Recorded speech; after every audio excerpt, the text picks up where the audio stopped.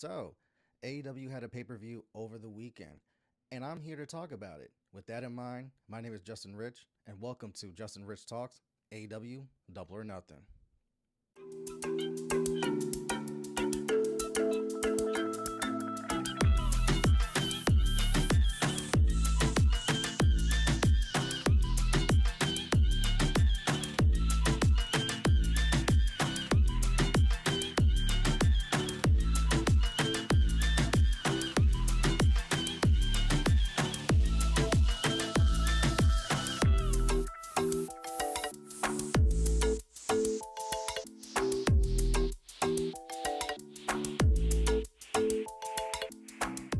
Hey guys, welcome back to the channel. So, this has been a very busy weekend. We have a lot of wrestling going on this Memorial Day weekend. AEW decided to throw their hat in the ring and drop a pay-per-view this weekend for AEW Double or Nothing, live from Las Vegas, Nevada. And we're here to talk about it, break it down, and just to give you a reminder of how we do things on this channel. We have the 4-point play, where I have 3 things that I like from the pay-per-view, 1 thing I didn't like from the pay-per-view, the match recommendation, and my overall pay-per-view rating from the pay-per-view on a scale of 1 to 5 mics, 5 being the best, 1 being the worst. So with that in mind, let's get into it. So the first thing that I liked about this pay-per-view was FTR versus the World. So I am a huge FTR fan, huge FTR fan. They're probably my favorite tag team in the world, even though the Usos are right up there, even though New Day is right up there, even though Sami Zayn and Kevin Owens are making the case right now, and even though I love the Street Profits and other different promotions and whatnot, but FTR is one of my favorite tag teams in the world. And this goes all the way back to NXT when they were the Revival and just putting on bangers of matches. So, of course, this is probably one of the most anticipated matches I was looking forward to on this card. And then they were facing Jeff Jarrett and Jay Lethal for the AEW Tag Team titles. And mind you, you have Karen Jarrett out at ringside looking after Jeff Jarrett. You have Sonjay Dutt and dude that I stay forgetting his name. But Jeff Jarrett and Jay Lethal come with a lot of muscle versus FTR. They come by themselves. And then you had Mark Briscoe as a special guest referee in this match. And this was a match that delivers from start to end. The in-ring psychology, the physicality, the way that both teams were trying to cut off the ring. FTR was getting the better of Jay Lethal and Jeff Jarrett for a little bit. And then the numbers game started catching up to FTR, where the numbers just favored Jay Lethal, Jeff Jarrett. And then you have Mark Briscoe in the middle, where even though he's our special guest referee, it's like, are you really on Team FTR? Are you really calling this down the middle? And at the same time, he's a wrestler. He's not an actual referee. So there are little nuances when it comes to like when you're actually a ref, where it's like, get the 10 count right, get the rope breaks right, get the actual 3 counts and count in a certain cadence and whatnot. And you could tell where Mark Briscoe's like, I'm not used to doing this, and it was frustrating both teams because it's just like, yo, I could have had a 3 count, or yo, we could have had this one, and we could have had the tag team titles. But this was such a great match that once Mark Briscoe took a nasty ref bump, because, you know, refs must bump when it comes to the wrestling world, and then Karen Jarrett made her presence felt by interfering in this match. They try to get another referee to come out there, and then all of a sudden, boom, here comes Karen Jarrett with a damn guitar. Knocks out Aubrey Edwards, as you see at the top corner of the graphic. And then Sonjay tried to make his presence felt. And it looked like the odds were just against FTR, to where like they might lose the tag team titles right here. But FTR prevails. 1, 2, 3. Shatter Machine multiple times. Finally, Mark Briscoe comes to, and he ends up getting involved because Jeff Jarrett got pissed that, you know, they almost had the match won. He hits the finisher. He has FTR dead to rights, but Mark Briscoe's knocked out because of Jeff Jarrett. And then Jeff Jarrett actually gets mad at Mark Briscoe, like, yo, why aren't you doing your job? It's like, dude, you like actually knocked me out. Like, what are you talking about? But it ends up costing Jeff Jarrett and Jay Lethal the title match, because then FTR was able to recover, Shatter Machine, 1, 2, 3, and still your AEW World Tag Team Champions, FTR. And I've loved this match. Again, I'm a big in-ring psychology guy. I like in-ring wrestling, and this is something that FTR does in spades and whatnot.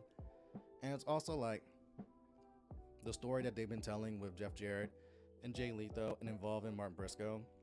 And it's also a long-term story with FTR where it's like these guys were proving for the last year plus that they're the best tag team in the world.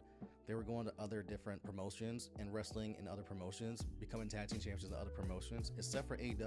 And it got to the point where I was like, yo, how are they the best tag team in the world, but they're not even competing for their own company's tag team titles? Like, what's wrong with this picture? And now that we finally have them in the tag team title picture, we finally have them as your tag team champions, and we're seeing them work to where you put them to where they can do the best of their abilities and put them in positions where they can succeed, and we get matches like this. I love it.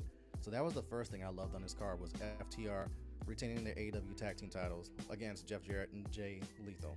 The second thing that I liked on this pay-per-view was Kris Statlander dethrones Jade Cargill. Yes, Kris Statlander actually did the damn thing and ended Jade Cargill's undefeated streak. Now, let's actually rewind and discuss this, because Kris Statlander was not in the match to begin with. This was a title match for the TBS Championship with Jade Cargill and Taya Valkyrie. Kris Statlander was nowhere to be found. This was supposed to be Jade's moment. She's been undefeated, 59-0, has not taken an L, has not even close to being pinned. And now she's defending her title during this dominant reign where she, over a year and a half, never taken a loss, never been pinned, never been submitted. Taya Valkyrie, who just recently came into AEW, previously challenged for the title and lost, I believe. So we're running back Jade and Taya. And this was a great match. This had everything that I've been asking for Jade Cargill, where the presentation was really good. She comes out in the sorority, dancing everything, to where the presentation of Jade was just like A+ for her entrance. But Jade always has great entrances. We know that. The difference though is Jade was actually good in the ring. Like, this is the best I've ever seen Jade look in the ring as far as like wrestling and whatnot. So Jade really did good, and it takes two to tango. And Taya did really good, making Jade look like $1 million. And Taya held her own against Jade as well. Like, this was a back and forth. This just wasn't a one-sided Jade beats the shit out of Taya, let's go home, like it was like Rhea Ripley and Natalya on a previous Night of Champions review that we did. This was more back and forth. Jade had to work from underneath, and even though Jade was dominant for most of this match, Taya was able to hold her own to where it looked like Taya was going to win the title at one point, hit her finisher, had her dead to rights until Jade kicked out. And I was like, oh my goodness, is this going to be the night where Jade takes an L? Eventually not, because then Jade's able to get a hold of Taya, hit her with the finisher, 1, 2, 3, and still your AEW TBS champion, undefeated, 16-0. However, then Jade's entourage comes into the ring, and the manager basically is like, yo, Jade will defend this title anytime, anywhere, any place, and basically lays it out to where like it's almost like a 24/7 challenge, where it's like, this is basically an open challenge title, whenever, wherever. And then, is that Kris Statlander's music I hear? Yes. Kris Statlander's music hits, and Kris Statlander appears. Now, she is a huge fan favorite. She's been gone for a while due to a torn ACL. She's been out a couple months, because torn ACLs are no joke. But she came back to a thunderous pop and a thunderous ovation, and we were all just like, holy shit, she's back. And then all of a sudden, she's answering the open challenge, and we're about to have a second titles match. Yes, we're about to have 2 titles matches back to back, like it's fucking Yokozuna in WrestleMania 9 defending against Bret Hart, and then immediately defending again against Hulk Hogan. Yep, and I purposely picked out that match with Yokozuna because this is exactly what happens with Jade Cargill, where open challenge, Kris answers the open challenge. We have an impromptu second title match for the TBS title, and Kris versus Jade Cargill. And Kris basically blitzes Jade to where she almost gets that title offer like that. Jade kicks out of the finisher, but Jade's scrambling because, I mean, Jade just wrestled a match and a physical grueling match with Taya Valkyrie. She's not 100% versus Kris is kind of like jumping her and blitzing her where she's not ready for it. But Kris is able to hit her finisher. 1, 2, 3, and new AEW TBS champion, Kris Statlander. And I love this for many reasons, because we've been talking about this on TWG Fan Club, on Turnbuckle Talk, on TWG Sounds Off, and other platforms where like this Jade Cargill title run hasn't really been hitting. And a lot of it has to do with the competition that she's been facing, because it feels like she's not facing the top competition in AEW. It feels like she's facing like the mid card and people from other promotions, but she's not facing like your Britt Bakers. She's not facing like your Toni Storm. She's not facing like your Sarayas. She's not facing your Jamie Hayters. Like, she's not facing that top echelon. So the title reigns and the undefeated streak kind of felt a little hollow, especially where like it felt like AEW didn't know what they were doing with Jade. Whereas like, so if she's this dominant, why is she not going for the AEW Women's Championship as well? And be like, you know what? I see Roman Reigns holding 2 belts in WWE. I've seen Sasha Banks hold 2 belts in WWE. I've seen Bayley hold 2 belts in WWE. I've seen Becky Lynch hold 2 belts in WWE. Why can't I do that? Why can't I say, you know what? Not only am I your dominant TBS champion, why don't I just go for the AEW Women's Championship as well and hold both belts? Or be like, you know what? I've ran through competition for this TBS title. I'm just gonna drop it because no one could beat me. Like Asuka kind of did the same thing when she got called up to the main roster and dropped the NXT Women's title. Like, I've ran through everyone else. There's no reason for me to hold this title. Let me relinquish it. That way I can go after the belt I really want to go after, which was those women's championships in WWE. Like, Jay could have done the same thing. And like, I've gone through everyone else. Even though I have this dominant streak and dominant reign as your TBS champion, I'm kind of bored. Here, y'all can have that. I want the AEW Women's Championship. But it feels like we've been kind of running circles around Jade for a minute because the company didn't really know what to do with her and whatnot. And with Statlander was like a fan favorite. And I know it had to hurt their plans that she tore her ACL, because maybe we get this match between Jade Cargill and Kris Statlander earlier, and maybe Jade doesn't hold the title as long if Statlander doesn't blow her knee out. But here we are, and with Statlander as your TBS champion, it at least freshens up that title picture to where now that you have a fan favorite back in 100%, because you wouldn't bring her back if she's not 100%, more on that later. But with Statlander as champion, that it freshens up that title to where you can do different things with her as your champion. And with Jade, it freshens her up to where like maybe Jade takes a break, maybe she regroups, maybe she goes eventually into your main women's picture, and finally we get her going after the AEW Women's Championship. More on that later. But this was something that we needed to change because it wasn't hitting, and that TBS title felt like stale, bad. And it sucks because like Jade had been the dominant champion, but it felt like she was stagnant. She wasn't accelerating at a pace that a lot of fans liked. The stories weren't really hitting. The matches weren't really hitting. It got to a point where some portion of the fan base were just treating Jade Cargill matches as it was a bathroom break, which you never want to be in that position. So Kris Statlander winning the TBS championship was the second thing that I liked on this pay-per-view. The third thing that I liked on this pay-per-view was the house always wins. And when I talk about the house, I mean the House of Black. So we had a AEW Trios title match between the House of Black and an open challenge that they were like, whoever wants to smoke, come get it. We have yet to take an L since we've been working as a trios. Since we got these titles, we have yet to take an L. We have been undefeated. We've been dominant. Whoever wants it, come get it. So they issued an open challenge on this pay-per-view. And the Acclaimed with Daddy Ass comes out to answer the challenge. And boy, was the Acclaimed hot and over like Rover still. And this was something that took a while for them to get over. And even with me, like, I wasn't 100% on board. Like, this whole scissor me daddy ass thing is like, yo, what the hell is this? Like, seriously, we're scissoring and that's getting over like crazy. I don't understand it. I don't get it, but we're here. The crowd loves it. I've been to AEW shows where like, that was probably the most over thing that entire night was the whole scissor me daddy ass and whatnot. So they answered the challenge, and of course you know Max Caster got the bars. You know he's gonna spit them bars, directed at every single member of House of Black. And man, Buddy Matthews got some strays and some headshots that was just like, that Dominic Mysterio line was like, damn. Your man kind of got to watch his back when it comes to, because if you don't know, Buddy Matthews and Rhea Ripley are dating in real life, but Buddy is over in AEW, Rhea is obviously in WWE. and Rhea's been teaming, quote unquote, with Dominic Mysterio. And Dominic Mysterio and Rhea have kind of been a thing over in WWE. So, of course, Max Caster is going to throw that in Buddy Matthews' face, because why the hell not?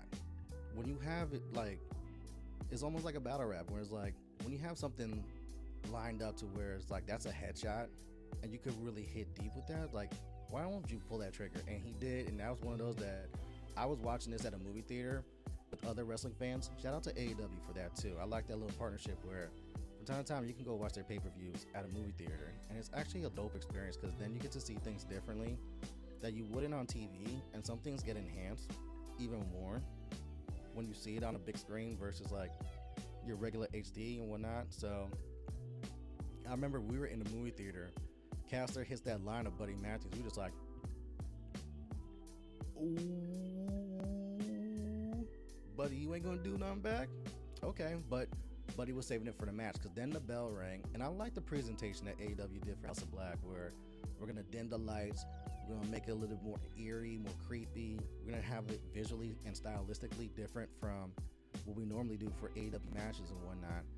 And I love House of Black because they all three of them work perfect, and Julia Hart adds another dimension to that group, but everyone like knows their role and plays it to perfection. Like Malakai Black is a very, very talented wrestler, a very talented character, my favorite of the three. Buddy Matthews is someone that's like a utility player, where you can kind of use him everywhere because he's that flexible. It doesn't matter who's in the ring with him, whether it's a powerhouse, whether it's someone smaller and faster, whether it's a high flyer. Buddy can kind of adapt to anyone. And then you have Brody King, that's like the muscle. And when I tell you muscle, that's an understatement, because that man's chops rivals Gunther's and Drew McIntyre's and Sheamus, where he chops you and you're just like, so that's something I never want to experience in life. I like my chest. I want to keep my chest intact. And Brody King, when you put all three of them together, they work very good. Like, they also remind me of like Los Ingobernables de Japón over in New Japan Pro Wrestling, where even though there's 5 of them in LIJ, it doesn't matter what trios they put together, they always put on bangers of matches, because whether they want to go like Naito, Hiromu, and let's say Shingo, for example, like everyone complements each other. They know each other's movesets. They know what each other's strengths and weaknesses are. They're very fluid in the ring, and it shows in their matches because they never miss. And that's the same way with House of Black, where all three of these guys, between Malakai, between Buddy, between Brody, they don't miss, and they complement each other so well that in this match with the Acclaimed kind of like, they had to fight from behind a lot, because, you know, as talented as Caster is, as talented as Anthony Bowens is, as talented as Daddy Ass is, House of Black is just a well-oiled machine that just knows their roles and plays it to perfection. It's almost like watching the New England Patriots in their heyday play football, where it's not always pretty, sometimes it's going to be brutal and just brute, but they just dominate in such different ways in different factions to where they don't make a lot of mistakes. And then if they make a mistake, you better capitalize, otherwise all of a sudden Malakai hits you with a kick, and then that's over. And that's exactly what happened in this match, where the Acclaimed, they fought back, they put up a valiant fight, they had House of Black on the ropes a couple times. Daddy Ass was running wild when he got in the ring and started cleaning house. However, Malakai hit that kick, and it was all she wrote. 1, 2, 3, and still your AEW Trios champions, the House of Black. This was a fantastic match. It was entertaining from start to end. Again, I love the way that they present House of Black, where they're visually different from everything else on the roster. Their matches are very good. These three work together very well. Julia Hart adds another dimension as well on the outside. And again, these guys have not lost since they've been paired together. So salute to them. That was the third thing that I liked on this pay-per-view. Now, let's get to the one thing I did not like on this pay-per-view, and that was Toni Storm dethroning Jimmy Hayter. Now, theoretically, this is something I should like, because Toni Storm is a threat. This is a former AEW Women's Champion. This is someone that's held that belt before, even though that was in an interim status. Thanks a lot, Tony Khan, for interim. But she's a former champion. And Jamie Hayter wasn't coming into this 100%. Now, I didn't know she was shoot injured.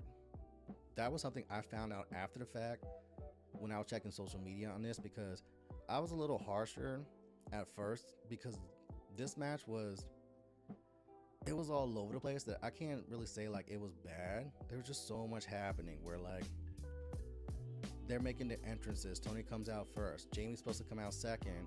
Her music hits, doesn't show. All right, let's run her music back in. They play her music a second time, and then you see that she's getting attacked by the rest of the Outcasts, Ruby Riott and Saraya. Now that makes sense because Toni Storm and the Outcasts, they're heels, and Jamie's like the biggest babyface in the women's division on that roster, and she's your current AEW Women's Champion. So of course you want to get heat on the heels and whatnot. But then it became a cluster of like Britt Baker coming out to help even the odds in Jamie's favor. Britt already came out once early in the night during the Adam Cole Chris Jericho unsanctioned match and made her presence felt in that match. So to see Britt a second time, it's like, all right, cool. And then you had another woman coming out to try to even out. I forget her name. That's why I'm not even going to attempt, but trying to even the odds in Jamie's favor, because it felt like a 3-on-1 the entire time between Toni Storm, Ruby Riott, and Saraya versus Jamie Hayter. And Jamie Hayter again was 100%. She had an arm injury, I believe, that she was working through and trying to fight through. And it just felt like this never even got to like second or third gear. This felt like a car that kind of like stalled out the entire time. And then all of a sudden, Toni is able to hit her finisher, 1, 2, 3, and new AEW Women's Champion Toni Storm. And it felt like it deflated the crowd, because when I was watching this, it felt like the crowd got really deflated and real quiet after that. Now that could be just me misinterpreting what I'm seeing on the screen, especially where the match was kind of like all over the place and distracting, and also like, is Jamie legit hurt? And if she's legit hurt, like why is she wrestling this match? Now I get it. If she's legit hurt, the reason you wrestle this match is to drop the title, do the deed for Toni, and then you go off and go heal up.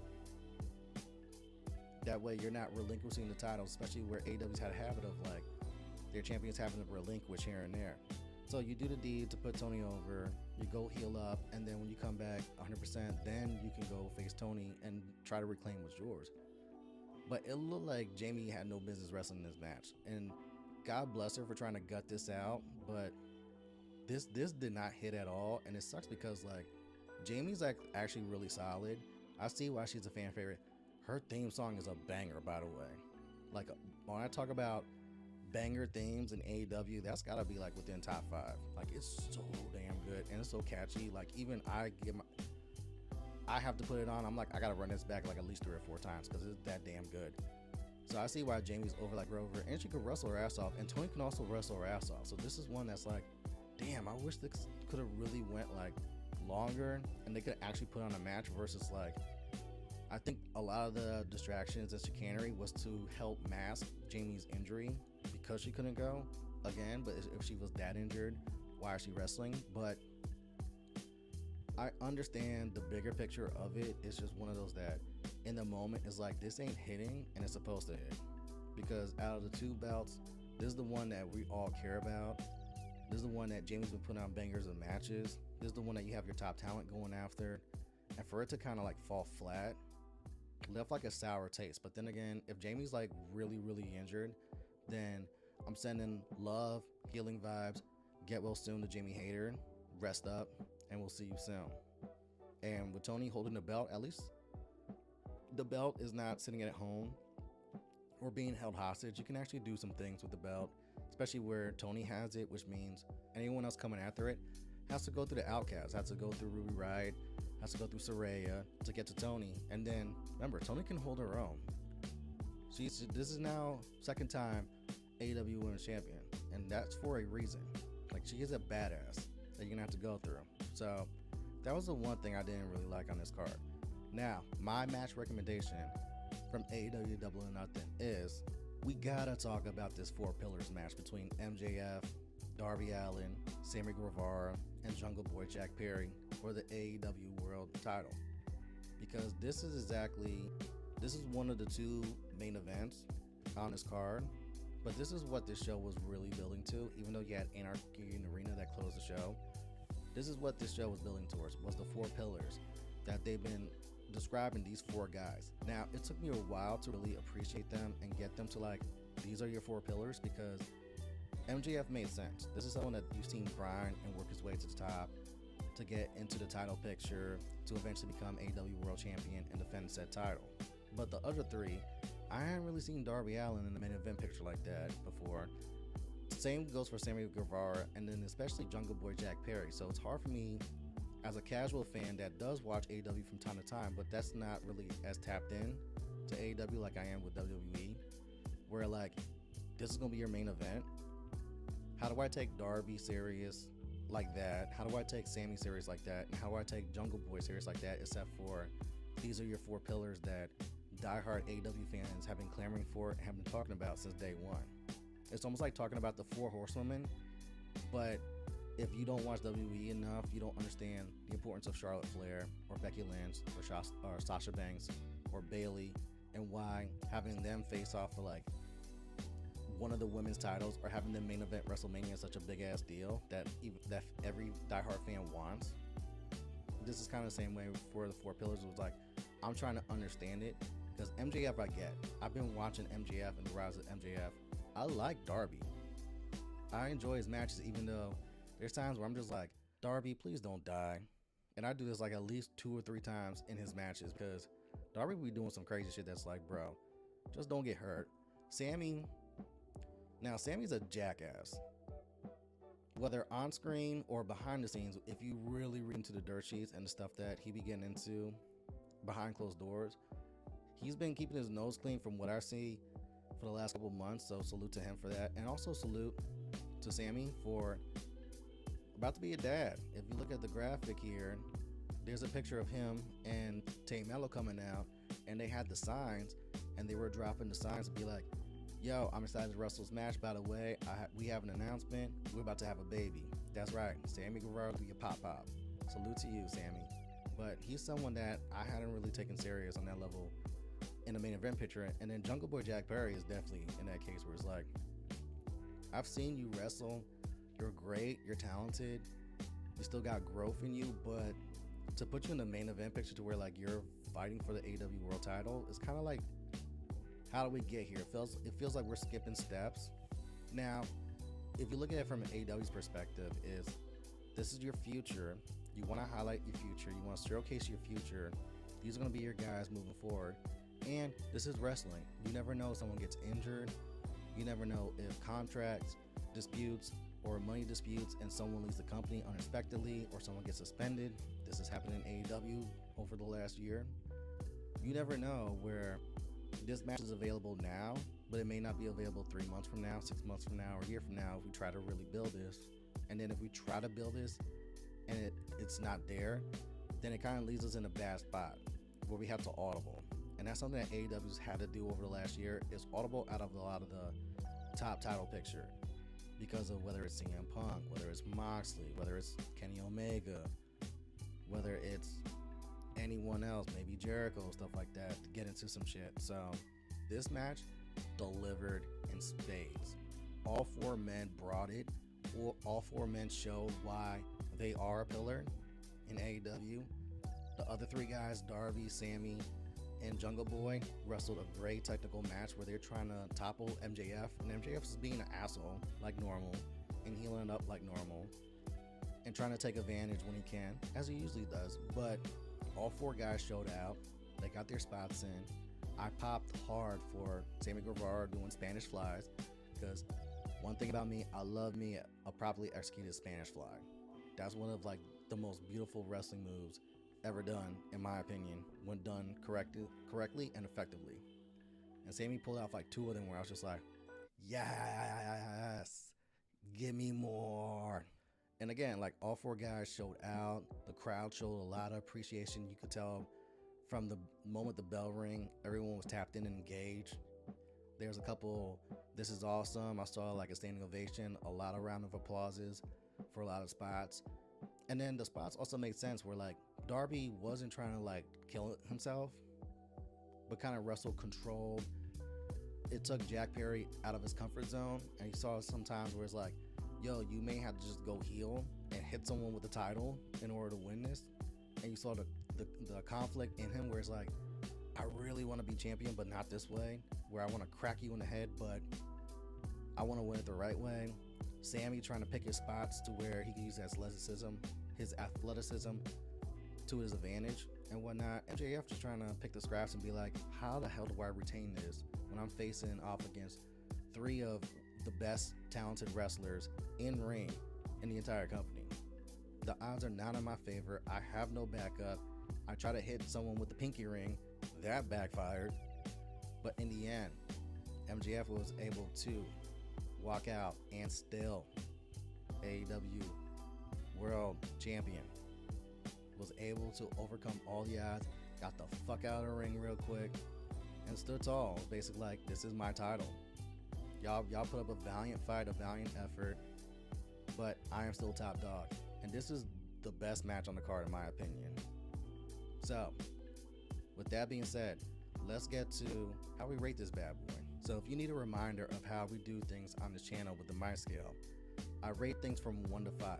If I gave a pay-per-view 5 mics, that means that pay-per-view was a classic. It's a highly recommend, must-watch, drop everything, see it when you have availability. From start to end, this was a certified banger, no misses. If I give a pay-per-view 4 mics, that means the show was very good. There's 1 or 2 things that I may nitpick about or that didn't really hit, but the rest of it landed very good, highly recommend. Definitely check out the match recommendation. If I give a show 3 mics, that means the show was solid. There was some good, there was some bad, there was some, man, this didn't really hit like it should. But go check out the stuff that was good. Go check out the match recommendation. If you have time, pull this one out. If I give a show 2 mics, that means this show needed some work. There's probably 1 or 2 things that like stood out that were good, maybe great, but the rest of the show didn't hit like it was supposed to. It needed to stay in the oven for a little bit more, cook. And if you want to pull it up when you got time, sure, but a lot of this is missable. And if I give a show 1 mic, that means this show was trash.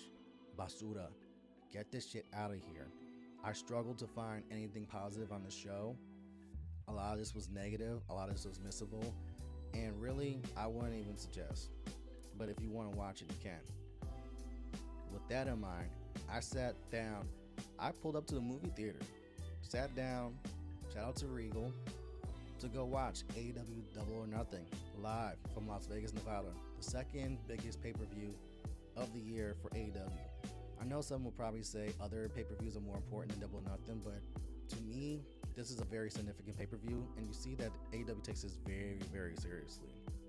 They put that up there where this is a major pay-per-view, and granted, they only have like 4 or 5 major shows a year, but Double or Nothing is like one of their babies. That's almost like SummerSlam level importance for WWE fans, or Dominion level of importance for New Japan fans. So, in the end, I gave this show 4 mics. Now, I struggled where I wanted to rate this show because on the drive home, I was debating whether to give this a 3 mics or 4 because the highs are very high. However, the Toni Storm, Jamie Hayter match, like I said, didn't hit like it was supposed to. And again, in the moment, I didn't realize how injured Jamie Hayter was to where it may have been very, very significant. And then we gotta get to Anarchy in the Arena because while it ended up being a great match and the second half of that match was really, really awesome, the first half of that match really took me out of it. Especially, we gotta talk about blackface. Blackface in 2023? Sadly, yeah, we kind of do. So, during Anarchy in the Arena, when Blackpool Combat Club is making their entrance, they had a live band come out and play them to the ring, basically, even though Blackpool Combat Club comes through the stands and whatnot. So shout out to Violent Idols, who was the band that was playing for, and it was doing Wild Thing for Blackpool Combat Club while they're making an entrance. However, the lead singer of Violent Idols, as you could tell, he had a black mask on, and then he had the bottom part that was showing painted black with red and whatnot. So it looked like blackface on television, or in my case, at the movie theater. Now, I don't know if the live crowd caught that while they were playing, because they played Wild Thing like over and over and over, like a karaoke bar, to where like they played Wild Thing, I think, for at least like 10 minutes straight, maybe even close to 15, which was just like, do they not know any other songs? What the fuck?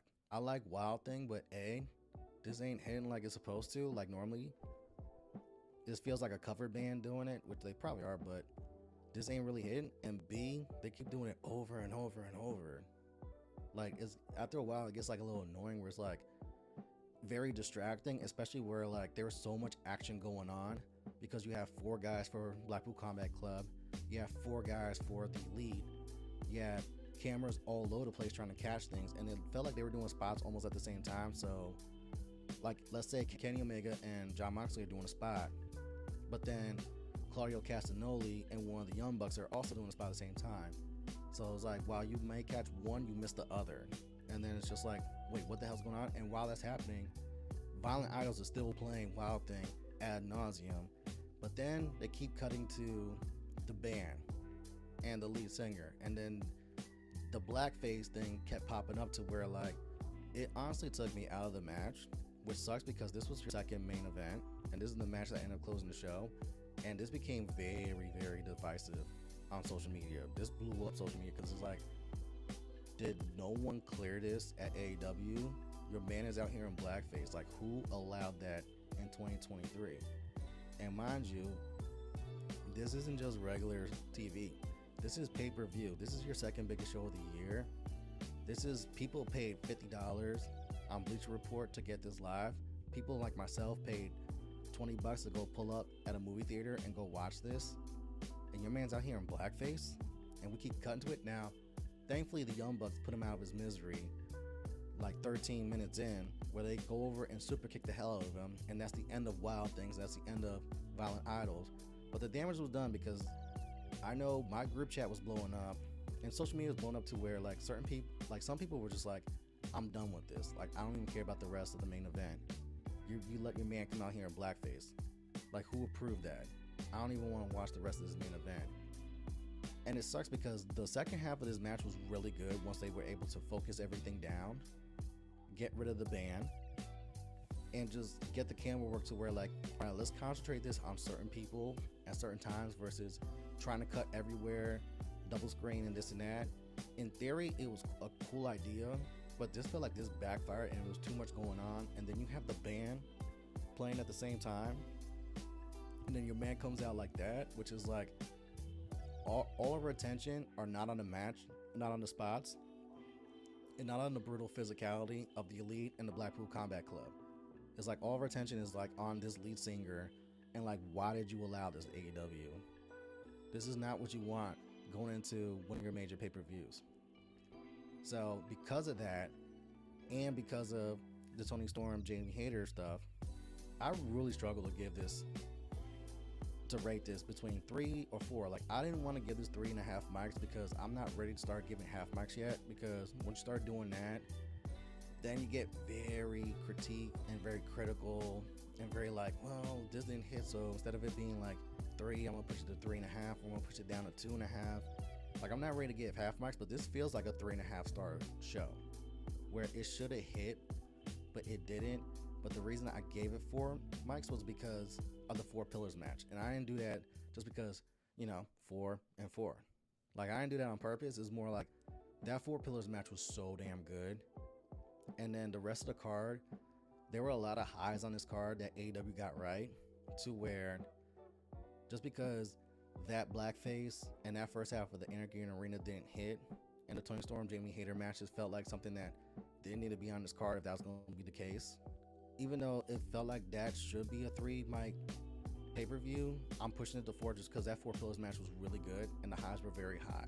And I want to reward AEW for that, even though they've been catching a lot of shit for the blackface and for that band and for playing Wild Thing like 20,000 times. Like, do they not know any of the songs? So I gave this 4 mics, even though honestly this feels like a 3.5 mic show. And especially when you put this up against Revolution, which in my opinion was a 5 mic show. That's been AEW's best pay-per-view to date this year, where Revolution from start to end delivers on every single thing. The main event delivers in spades between MJF and Bryan Danielson in an Iron Man match. And Iron Man matches are very hard to pull off, and Bryan Danielson and MJF pulled that off. And Revolution felt like a flawless pay-per-view, whereas this pay-per-view, Double or Nothing, felt like there were a lot of things to like critique and nitpick about, and for good reason.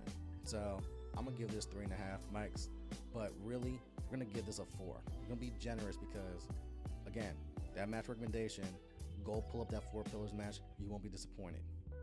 That is our review of AEW Double or Nothing. Now, where you can find me on all social media platforms at It's JustinRitch. You can find me Wednesday nights on Twitch from 7 to 9 p.m. Eastern Standard Time on Those Wrestling Girls Twitch channel for their TWG fan club with myself, Queen PR, Brian H. Waters, and Scandal B. We talk wrestling and all that other fun stuff that the fan club really wants to discuss. Last week we discussed Dana Brooke, and we had Dana Brooke Appreciation Night where we gave Dana Brooke her well-deserved flowers and highlighted and showcased a lot of different memories from Dana's career in WWE and outside of WWE as well. You can also find me from time to time, Tuesday nights, 6:35 p.m. on Twitter Spaces for Turnbuckle Talk with Mimi and Corey, where we talk all things wrestling. You can catch me from time to time on True Hill Heat Sports and True Hill Heat Wrestling. Both of those channels are located on YouTube, where we talk sports, wrestling, and all that fun stuff. Your boy was just on there recently to watch Monday Night Raw and Game 4 of Lakers Nuggets. We here, we outside, we active. Salute to Kris Statlander for becoming your new AEW TBS champion. Salute to the 4 Pillars match that delivered in spades. AEW, you had a chance to do something special with Double or Nothing. You whiffed badly with the cover band, with Wild Thing playing ad nauseum, and with Blackface. Do better. And on that note, we out. Peace.